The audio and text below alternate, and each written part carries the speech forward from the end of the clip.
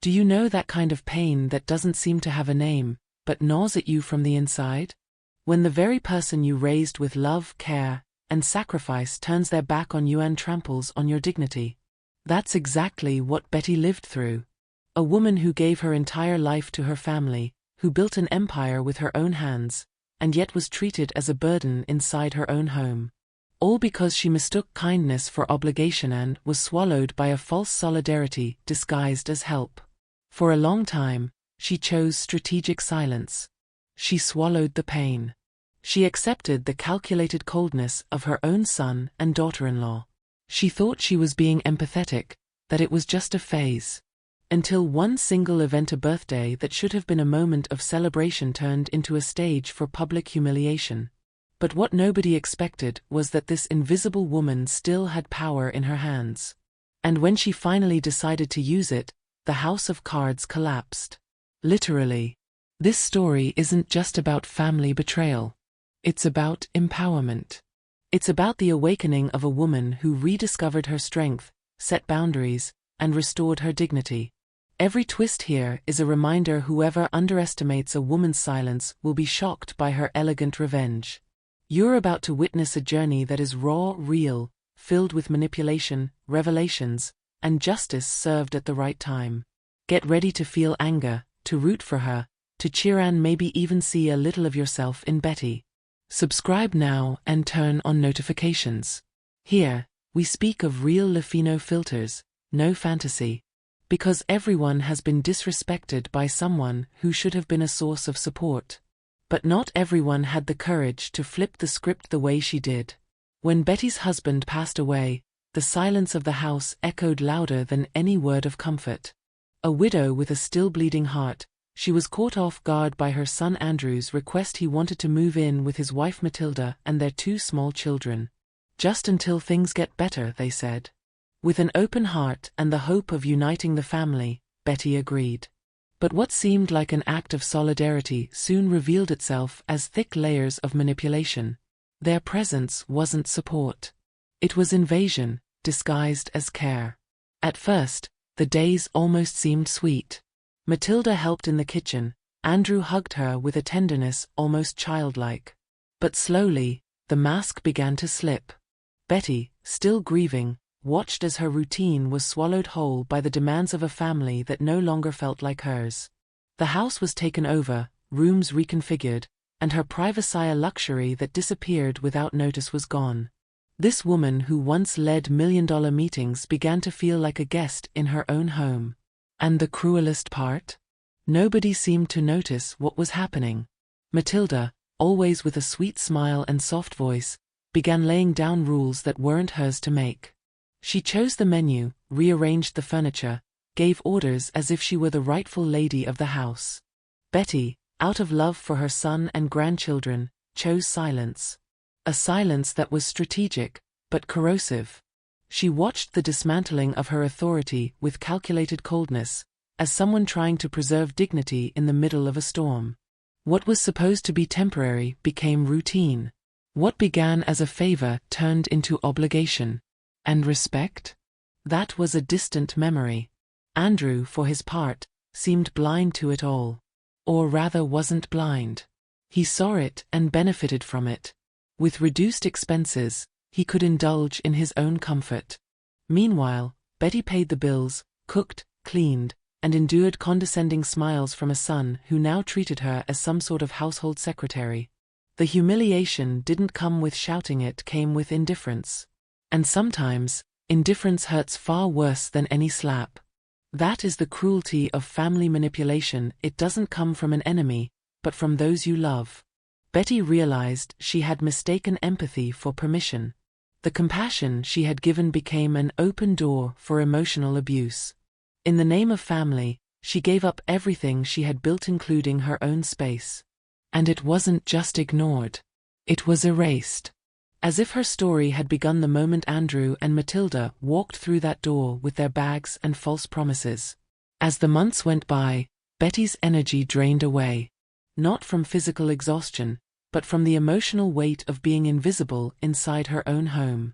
A sense of justice began to boil within her, quietly.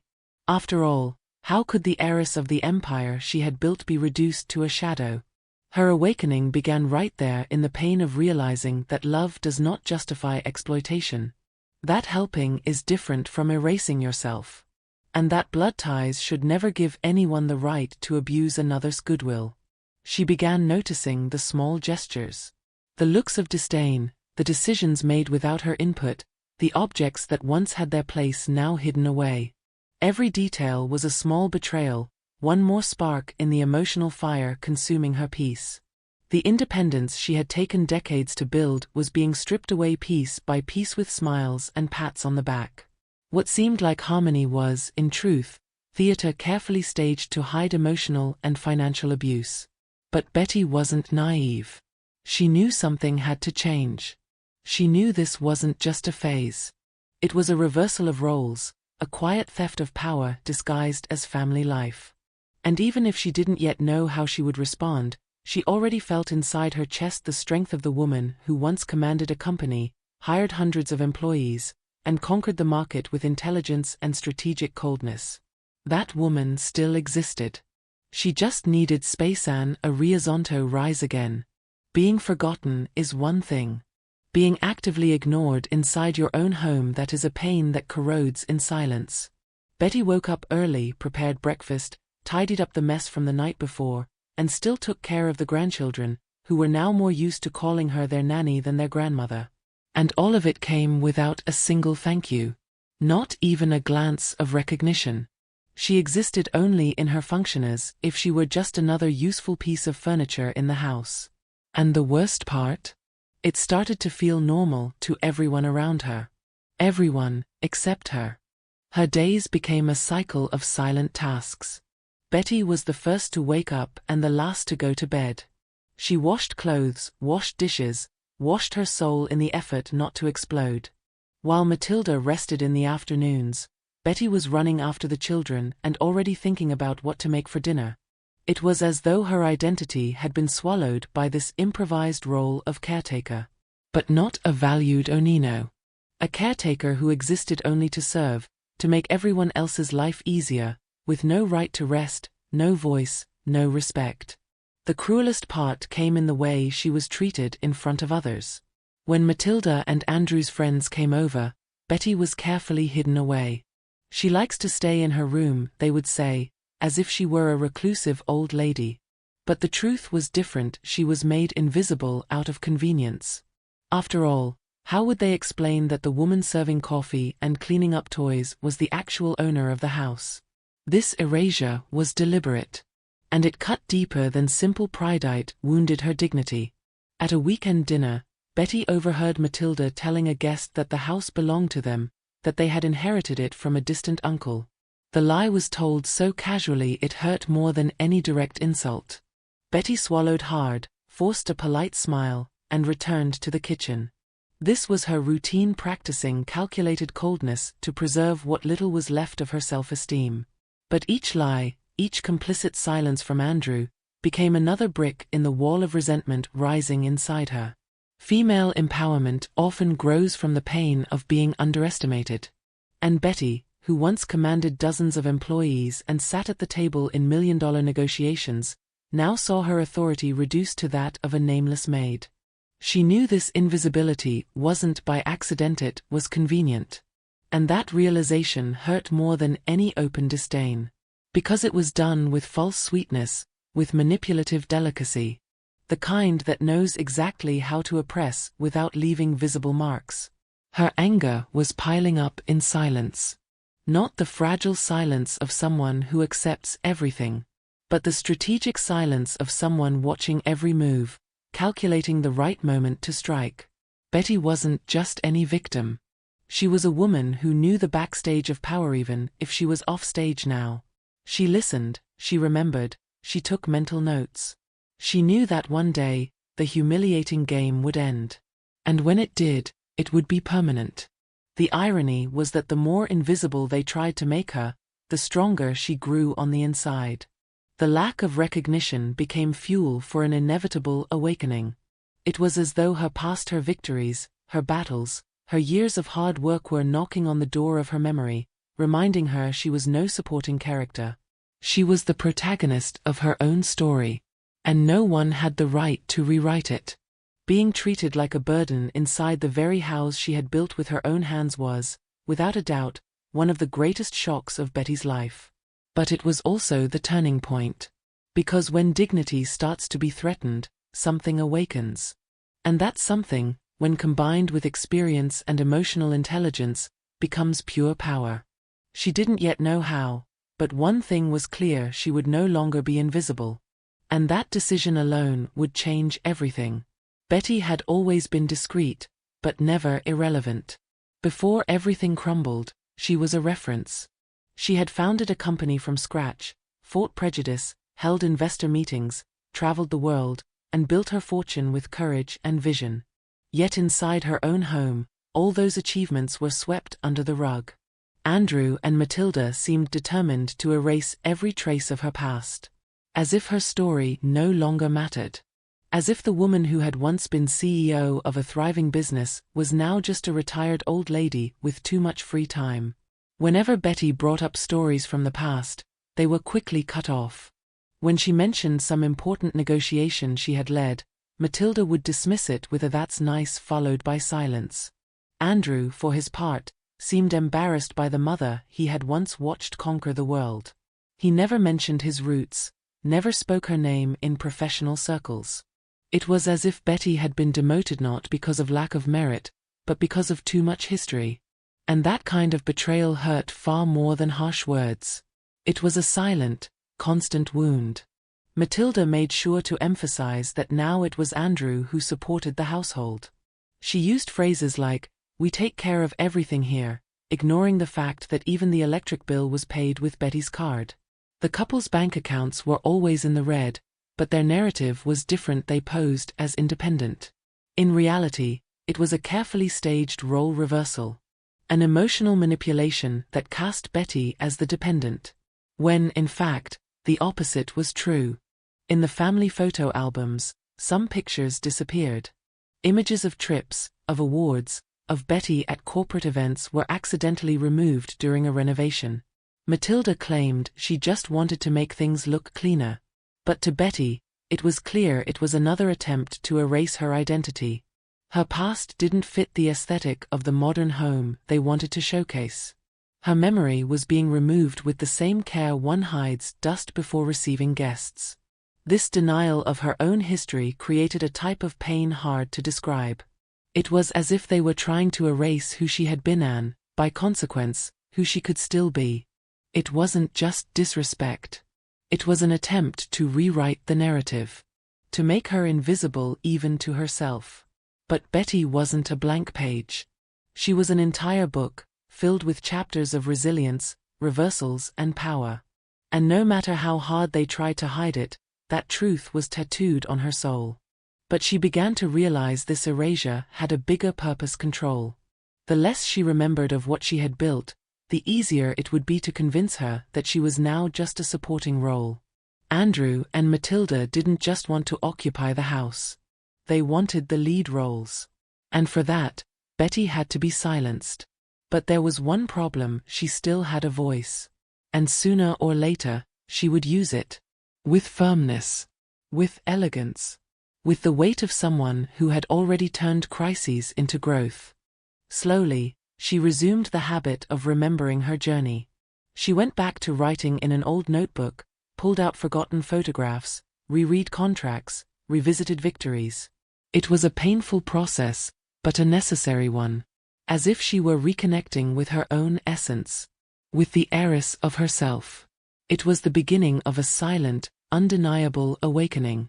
Betty knew she needed to remember who she was before others made her forget. And in this process of rediscovery, she began to see herself again. The woman who led with calculated coldness and genuine empathy. Who made tough decisions without losing her humanity. Who knew the value of silence, but also the power of words delivered at the right moment. None of that had died. It was just asleep. And when it woke up fully, the world around her wouldn't be ready. Andrew's birthday was always a big event. Matilda loved to flaunt, decorating everything like a celebrity party, inviting co-workers, influential neighbors, friends of the children. Betty, as usual, was put in charge of the kitchen even without being asked.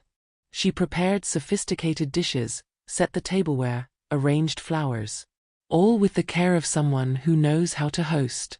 What she didn't know was that this would be the day of her most painful humiliation. The house was full, music playing, laughter in the air. Betty stayed in the background, as always. She was treated like hired help, though unpaid. When she tried to step into the living room to greet Andrew's boss, she heard Matilda say sorry about the mess. This lady helps us around the house. Very dedicated. Betty's blood turned cold. The words hit like a stone. She wasn't called mother. Not the lady of the house. Not hostess. She was reduced to a helper. Right there, in front of everyone. It wasn't just erasure, Anna Maria, it was public shame. Andrew didn't correct her. He just smiled nervously, as if it were true. As if Betty were an inconvenience he had to hide. The woman who had raised him alone, paid for his studies, supported him when he lost his job, was now introduced as the lady who helps around the house. It was more than humiliation. It was betrayal. Not just in words, but in spirit. That phrase cut into Betty's chest like a sharp knife, stealing her breath, her dignity, and the last shred of tolerance she had left. She stepped back. Returned to the kitchen in silence. She didn't cry. She didn't scream. But in that moment, something inside her shifted. A rupture. The silence she had chosen for years was no longer a shield, it had become a prison. And she was the one holding the key. It was there, while washing a still-hot lasagna tray, that the awakening happened. For the first time in a long time, she thought of justice not as blind revenge, but as necessary balance. The image of that living room full of false smiles and staged lies burned in her memory like a warning. It was rock bottom. And once you hit bottom, there are only two choices: dig deeper or rise. Betty chose to rise. With calculated coldness. No impulsive confrontations, no scandal. She knew she needed more than anger. She needed strategy. That humiliation would be the trigger, not the end. And when she acted, there would be no turning back. Ironically, even after that, Matilda went on as if nothing had happened. And that only deepened Betty's indignation.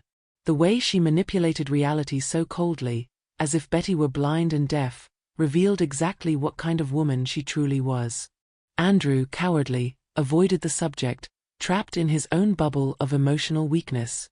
But Betty no longer expected anything from them. Now, she was waiting for herself. That night, alone in her room, Betty opened her old laptop and began searching. She dug up old emails, reread documents, revisited contracts. It was time to remember, in detail, everything she still held in her hands.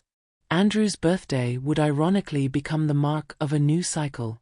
A cycle where Betty would stop being the ghost of the house and become the shadow that silently prepared the most elegant strike of all, the strike of truth. And that strike would not come with shouting or insults. It would come with signed papers, with memories restored, with truths revealed in front of everyone. Because Betty understood then that the best answer to humiliation is not direct confrontation. It is the public exposure of facts. And once the facts came to light, no one could deny them. That party, in the end, wasn't for Andrew. It was the beginning of Betty's silent revenge. And their world would never be the same. The next morning, Betty woke up with dry eyes. There was no room left for tears.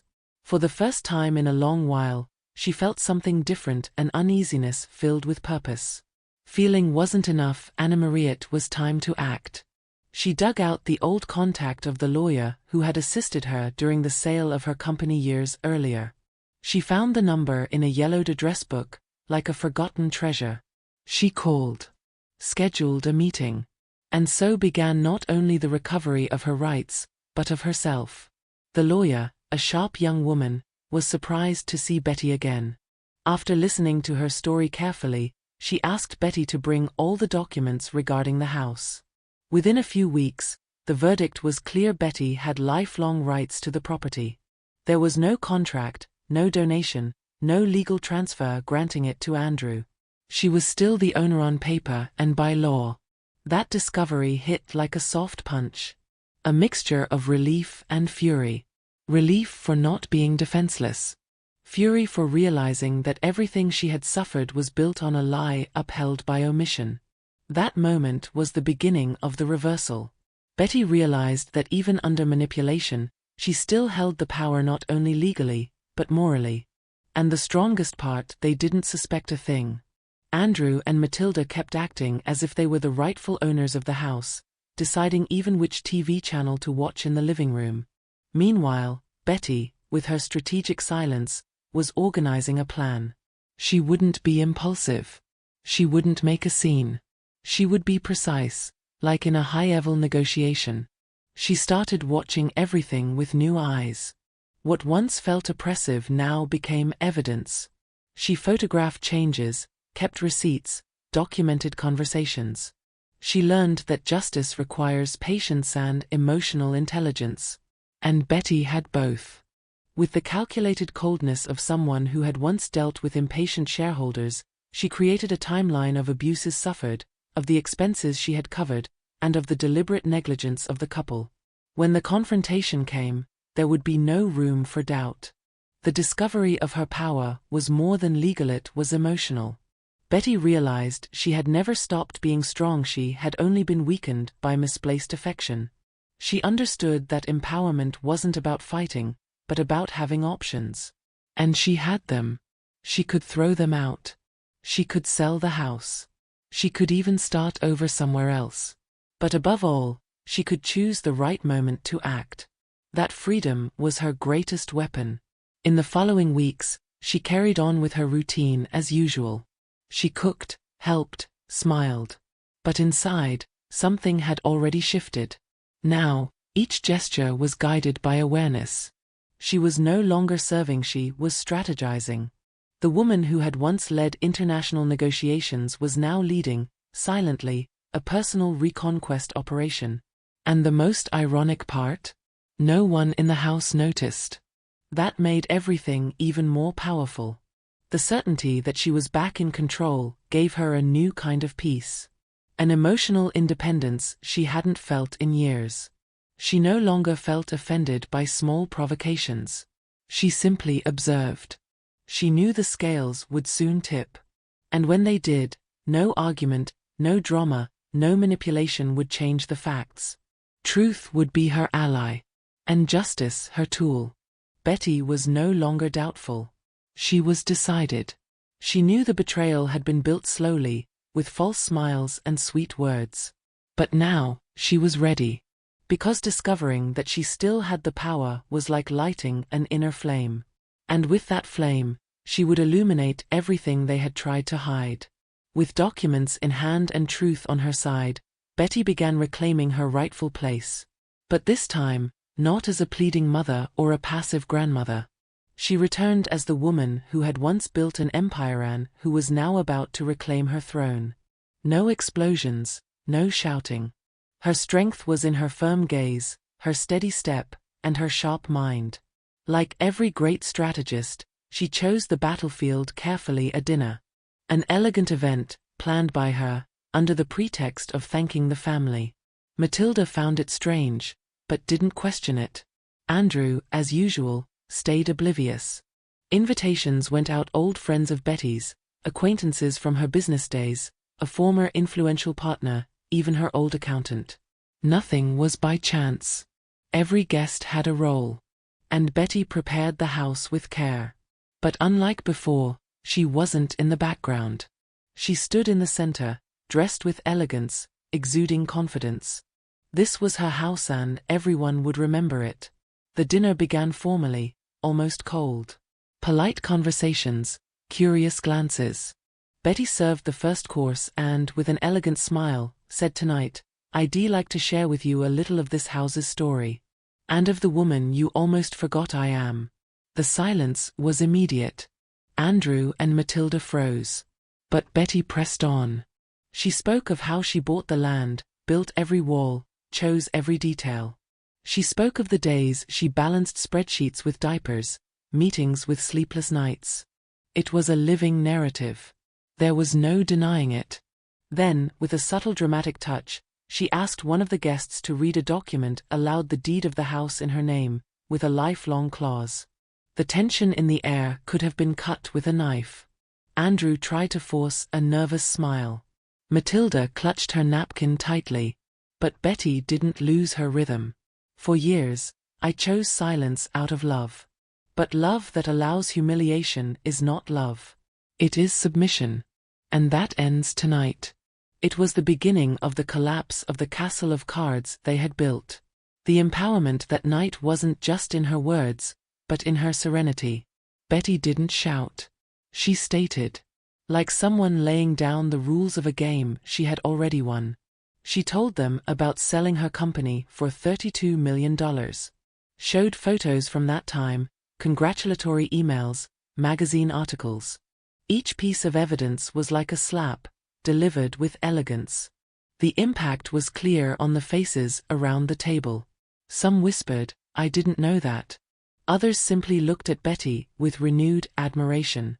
She was, once again, who she had always been. The irony? Andrew and Matilda had never cared about her story. And now, in front of everyone, they were forced to swallow every achievement of the woman they had tried to erase. Betty wasn't doing it out of pure revenge. She was doing it for justice. So no one would ever dare treat her as invisible again. So her grandchildren would know the truth. So respect would be restored, brick by brick, inside that house. At the end of the night, with the guests still processing what they had heard, Betty toasted alone. A symbolic gesture. An intimate celebration of her own rebirth. She didn't need to throw anyone out that night. She only needed to show who was in charge. The message was clear: the empire was hers, the power was hers, and the era of silence was over. The woman who once led decisive meetings was now leading her own life with the same firm hand. And in that instant, even without saying it directly, everyone there understood Betty was back. And this time, she would not step off the stage again. The news spread faster than Betty imagined. The very next day, guests were already talking on social media, in group chats, in the cafes around town. Did you know that the lady in the White House used to be the CEO of a multimillion-dollar company? The whispers began quietly, but soon became an informal headline among Andrew and Matilda's social circles. And with that, the image they had so carefully crafted of a modern, successful couple began to crumble, publicly and irreversibly. Andrew's co-workers found out. Many had been at the dinner and saw, with their own eyes, documents and undeniable proof. Some were impressed, others shocked. But all of them, without exception, realized that something about the story they'd been told didn't add up. And it only took one malicious comment in the company group chat for the embarrassment to become official. Andrew, who had always presented himself as the provider, was now branded as the son of a multimillionaire living off his mother. And that label sticks. It hurts. It destabilizes. Matilda, meanwhile, lost control of the narrative. She tried to claim that Betty had exaggerated, that she was senile, that she had twisted the facts. But no one bought it. The impact of the night before was still echoing, and the clarity with which Betty had laid out her entire story demolished any attempt to discredit her. People saw her as centered, firm, lucid. And that public perception was like a brutal blow to Matilda's reputation. Her arrogance now looked hollow. Her version of the story, a poorly written fiction. The most symbolic part, however, was how people began treating Betty. Those who had barely acknowledged her before now sought her out.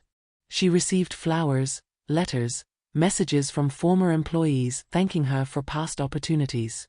Old business partners reappeared. It was as if the universe itself said, "We remember who you are." And Betty, with the calculated composure the situation required, received it all with elegance. No excess, no vanity. Just the lightness of someone whose dignity had been restored. Andrew, cornered by the truth, could no longer uphold his image of success. The humiliation he had once imposed on his mother was now turning against him. The company where he worked began to question his integrity. After all, If he had lied about something as basic as the ownership of his own house, what else might he be hiding? Gossip soon became a serious matter. And when a professional's reputation disappears, it rarely returns. Within 2 weeks came the polite but clear notice he was being let go due to restructuring. A polished excuse for a collapse everyone had seen coming. Their social downfall wasn't explosive. It was subtle. They lost invitations, lost support, lost credibility. Friends drifted away, clients stopped calling. And the most painful part, the grandchildren started asking questions. Why had Grandma been sad before?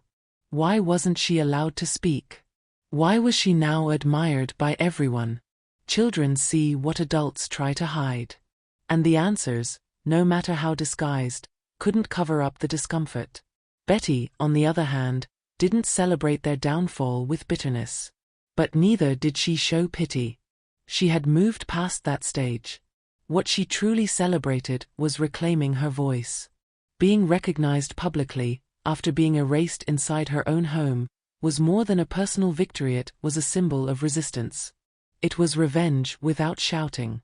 The power of returning to the center of her own narrative with dignity and class. And that's when the entire town understood what Betty had always known: underestimating a silent woman is like playing with dynamite. Because, at the right time, she explodes. Not with noise but with precision. With truth.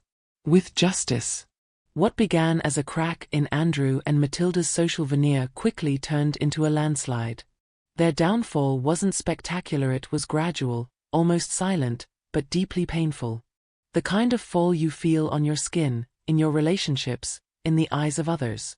The couple that once strutted with airs of superiority was now ignored in the hallways of their building, in the chatter at the club, at company dinners. The transformation was relentless. And no one reached out a hand. After being fired, Andrew tried reaching out to former colleagues for referrals. The responses were cold, evasive. His image as an ethical, successful man had collapsed. The story spread: the ungrateful son who humiliated his wealthy mother and pretended to own her house. Few wanted to be associated with such a man. And those who did held no influence. His once prized network of contacts was now a graveyard of empty promises. Matilda, meanwhile, lost the social stage she valued so much. Her friends gradually disappeared. Invitations to events dwindled, compliments ceased. Where there had once been smiles and flattery, now there was only awkward silence. And nothing was said directly, but everything was felt. With one strategic dinner, Betty had ripped away the mask. And the world reacted. Matilda found herself surrounded by judging eyes, but the most painful of all was the contempt. The same contempt she had once shown Betty. Inside the house, tension filled the air. The children, intuitive, sensed that something was wrong. Andrew grew quieter. Matilda, irritable, lashed out over small things. But Betty remained calm. Not because she felt nothing, but because she knew exactly what she was doing. Her silence was now a form of empowerment. She watched their collapse without needing to push. Justice was being carried out by gravity itself. What had once been comfort was now a burden. Andrew and Matilda avoided eye contact, tried to force a routine. But the truth was they were cornered. With no way out, no support, no credibility. And Betty? Betty slept better. She woke lighter. She went back to reading, writing, caring for herself. It was as though, in reclaiming her space, she had also reclaimed her soul. The woman who had once been erased had returned stronger, more aware, and most importantly freer. The following days were marked by small defeats. The loss of their financed car. Credit declined at stores where they once bought easily. The realization that without Betty's name and financial backing, their appearances couldn't sustain the lifestyle they flaunted. And the most symbolic, a rejected invitation to an alumni gathering Matilda organized every year. People no longer saw her the same way. The humiliation was now social, public, unrelenting. Even then, they never apologized. Not directly. They tried to keep up a facade of normalcy. But the mask had already fallen. And Betty wasn't about to pick up the pieces. She didn't want revenge, she wanted justice. And justice, in this case, meant watching them face the consequences. It meant watching the tables turn without moving a single piece herself. It meant keeping the calculated composure of someone who had once swallowed countless offenses without reply. And slowly, neighbors, acquaintances, even close friends began to see Betty was no longer the quiet old lady in the house. She was the heiress of her own legacy. And those who tried to take it from her were now dealing with the fall. A slow fall. And a final one. Betty no longer needed to prove anything. The truth was out, the papers in order, her image restored. But there was still one loose end: the house. That space which, for months, had been invaded by others' decisions, by voices that never asked permission, needed to be purified. And for that, she knew exactly what she had to do. With serenity, she summoned Andrew and Matilda for a conversation on a Sunday morning. They sat in the living room where she had so often been ignored. But now, she was the one leading. And no one dared interrupt. She was direct. No theatrics. She told them that, after much reflection, she had decided to fully reclaim her space. She gave Andrew and Matilda 30 days to move out. No fights, no drama, no blackmail. Just respect, she said, with the calm of someone who had finally regained control. The couple's reaction was a mix of shock and outrage. They tried to argue, to downplay, to invoke family. But Betty wasn't shaken. She was unshakable. This wasn't a proposal.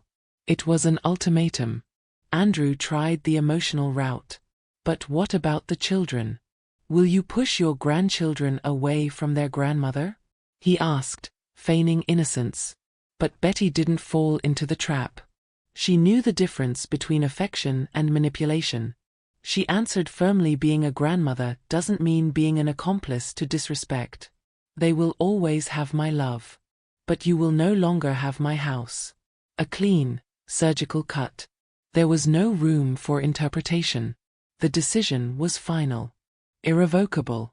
As expected, Matilda tried to flip the script. She cried, accused Betty of cruelty, of being vengeful out of wounded pride. But Betty, with her calculated coldness, simply looked her in the eye and said, cruel was what you did while I served dinner and you pretended I didn't exist. That ended the discussion. It made clear there was no room left for rehearsed apologies. The house, respect, and boundaries were now governed by a new order. Betty's order. In the days that followed, the inevitable began. Boxes being packed, discreet phone calls in search of a new place, heavy looks cast around the house. But Betty did not waver. She didn't renegotiate the deadline. She didn't involve herself in their discomfort. This was the moment to reclaim her physical and emotional space. Independence was being restored, room by room. And she did it without anger, but with the precision of someone who knows exactly where every piece belongs. This decision was a watershed. Betty realized that setting boundaries didn't make her less loving. On the contrary, it made her love more dignified. Because love without respect becomes a prison. And she had lived far too long in that invisible shackle. Now, each step Andrew and Matilda took toward the door was, for her, one step closer to freedom. A freedom she was reclaiming with firmness and clarity. Even with outside comments, attempts to soften her stance, or advice to not be so harsh, Betty held her ground. After all, why expect understanding from those who had never offered empathy? She wasn't being harsh. She was being fair. And justice sometimes requires the courage to close doors we were taught to keep open at all costs. Especially those that were forced open without our consent. At the end of the 30 days, when Andrew handed over the extra keys and carried down the last suitcase, Betty didn't celebrate. She simply breathed deeply. The house was finally hers again. And more than that, so was her respect. It was the end of one cycle. And the beginning of a new chapter written by her, in her own voice, with her authority restored. It didn't take long for the first messages to arrive. Can we talk? I think we overreacted. For the children's sake, we need to make peace. But Betty had already crossed the line that separates attachment from self-respect. She knew this wasn't just about one mistake. What Andrew and Matilda had done was a sequence of deliberate choices. Choices designed to erase her, to manipulate her, to exploit her. And for that, forgiveness, though possible someday, did not fit in this moment. Not as a free pass for those who confuse love with exploitation. Betty was never one to slam doors out of spite. But she wasn't about to pretend nothing had happened either. She understood that forgiving doesn't mean permitting. And what Andrew really wanted wasn't reconciliation, it was absolution. A quick "it's all fine" to clear his conscience without facing the consequences. But Betty now acted with calculated composure. Not to wound, but to protect. And so, each attempt at reconciliation was met with silence or a short, objective response, leaving no opening for new abuses. The most emotional attempt came in the form of a letter, written by Matilda, signed by both. They wrote about the grandchildren, about how much they missed the routines with their grandmother, the memories they had created together. Betty read every line carefully, but she wasn't swayed. She loved her grandchildren, of course. But she also knew that no true love can survive where there is no respect. And being a grandmother didn't erase her pain as a mother. Nor did it obligate her to accept the return of those who had humiliated her for convenience. Some close to her suggested she let it go, think about family, not be so radical. But anyone who has lived through daily humiliation knows that certain lines, once crossed, can never be uncrossed. Betty didn't want revenge. She wanted justice. And justice sometimes requires the strength to even refuse an embrace. She didn't hate Andrew. But she no longer saw him with the same eyes. Because forgiveness, when given without true change, becomes permission for repetition. The pain of denying forgiveness was no less than the pain of being betrayed. But it was different. It tasted like freedom. It was the price of restored dignity. Betty knew that such a decision would bring temporary loneliness. But she also knew that, with time, truth always rises. And when it does, perhaps their regret would become something more noble than an empty apology, real accountability. Only then, maybe, she would reopen the dialogue. But never at the cost of her peace. She didn't block their numbers, nor did she forbid her grandchildren from visiting. On the contrary, she made it clear that Grandma's house would always be open to them. But their parents? They would have to redeem themselves through actions, not words. Because Betty was no longer the same. The woman who once erased herself to avoid displeasing others now commanded respect even in silence. Her no was complete. Without excuses, without detours, without drama. And that, more than any shout, made it clear she would never be hurt the same way again. Refusing immediate forgiveness was, for her, an act of empowerment. A message to the world and to herself that betrayal has consequences. That there comes a point where love must protect itself or be destroyed. That kindness is not obligation. And that lost respect is not always recovered. Betty was now free. And freedom for her included the right to say no even when everyone expected a yes. And so, with firmness and humanity, she redefined what self-love truly means. Because sometimes, forgiving too soon doesn't heal. It only delays the next wound.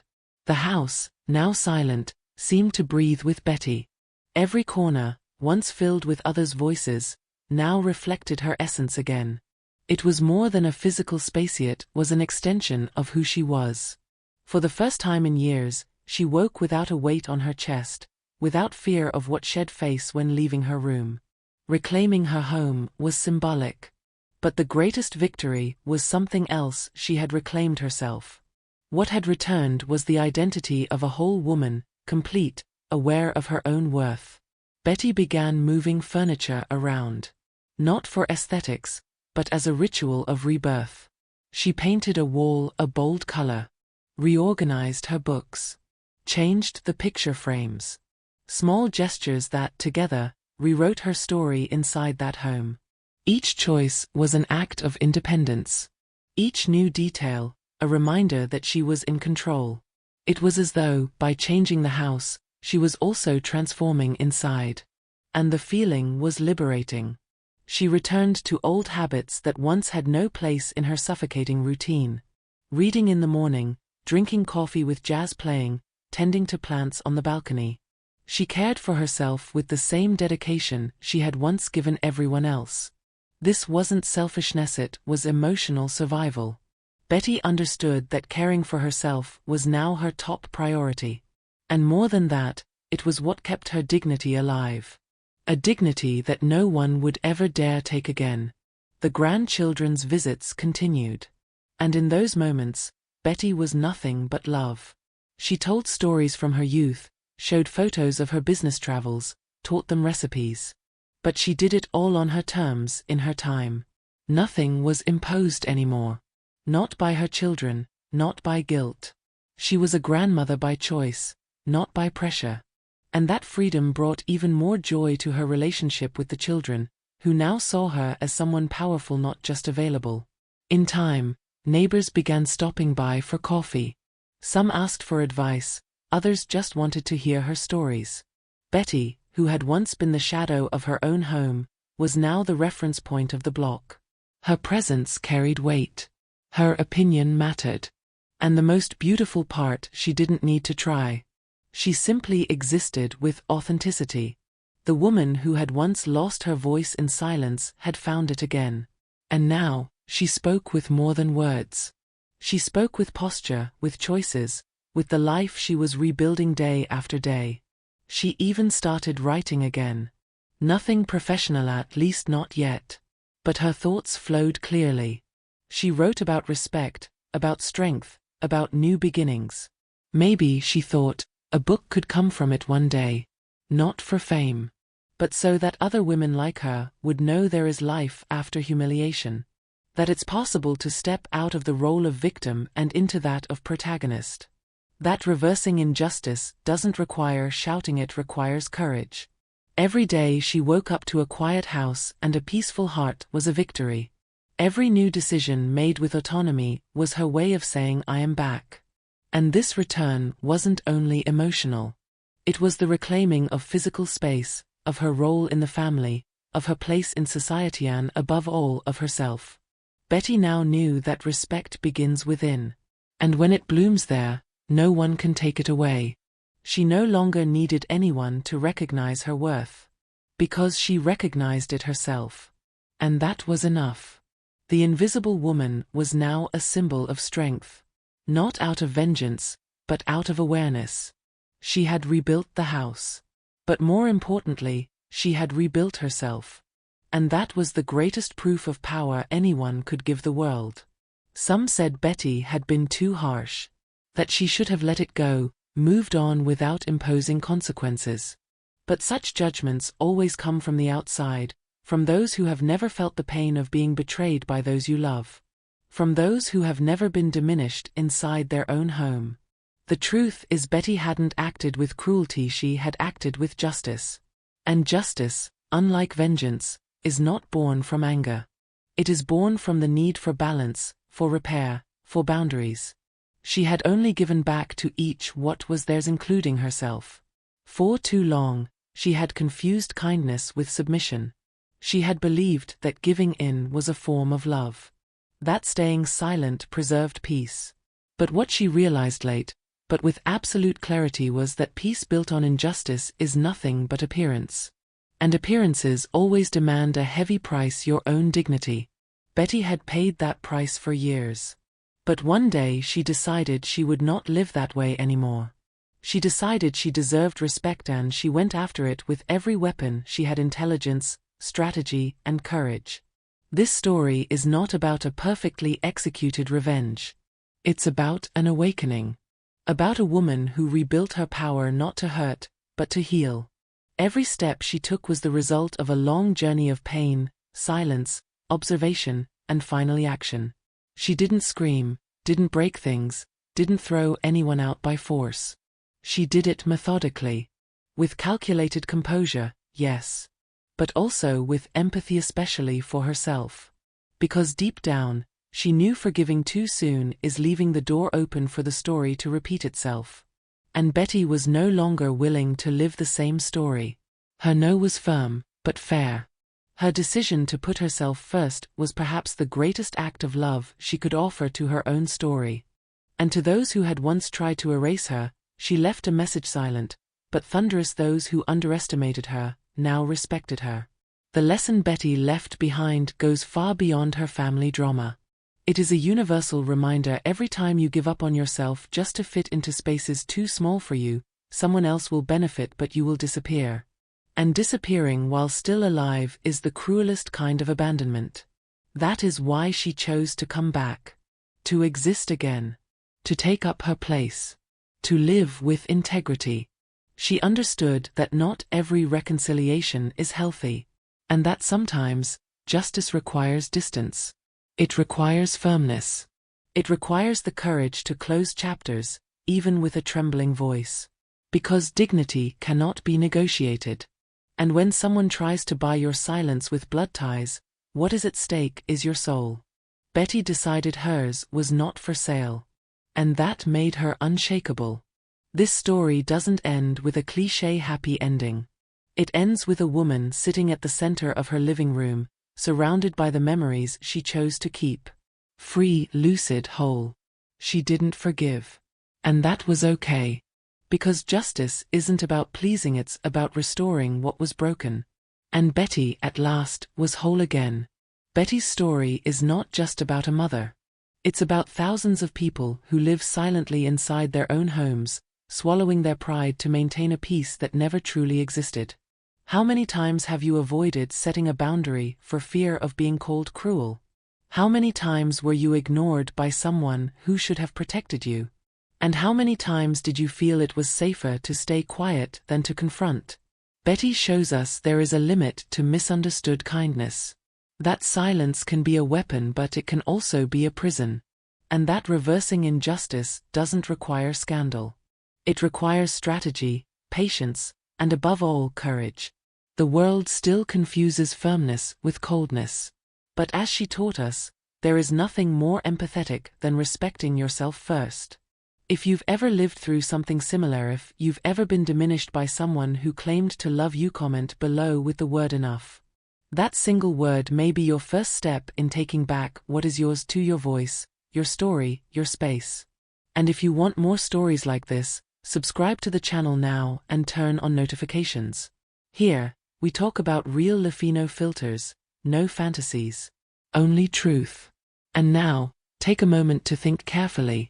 Are you living the life you deserve, or the one you tolerate? Who is occupying a place that should be yours?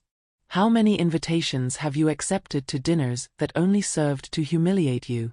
Maybe it's time to do what Betty did: stand up from the table, gather your documents and write your own version of the story. A version where silence is not consent. And action brings transformation.